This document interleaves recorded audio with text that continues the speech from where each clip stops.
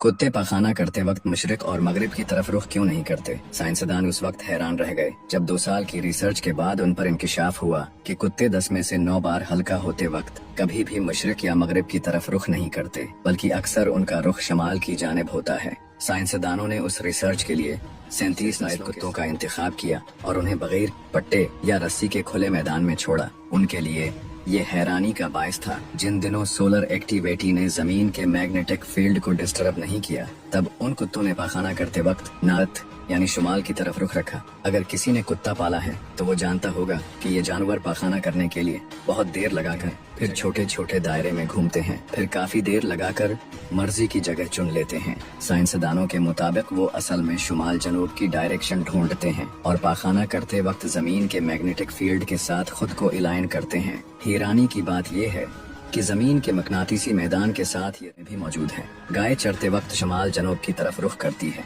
जंगली हिरन भी मैग्नेटिक फील्ड का ध्यान रखते हैं। लोमड़ी शिकार करते वक्त हमेशा शमाल मशरक का इंतखाब करती है। हैरत अंगेज तौर पर इस रुख पर इसके शिकार में कामयाबी का तनासब 17% से ज्यादा होता है, जबकि मशरक या मगरिब की तरफ सिर्फ 18% तक। आखिर उन जानवरों को मैग्नेटिक फील्ड का पता कैसे चलता है? साइंसदानों के ख्याल में उनमें से कुछ अपनी आंखों में मौजूद प्रोटीन का इस्तेमाल करते हैं, जिसकी मदद से उन्हें जमीन का मकनातीस नजर आ जाता है। क्या बरसगीर में जो सदियों पुरानी बात है कि बीतुल खला का रुख मशरिक या मगरिब नहीं रखना चाहिए, उसके पीछे भी कोई ऐसी सोच तो नहीं?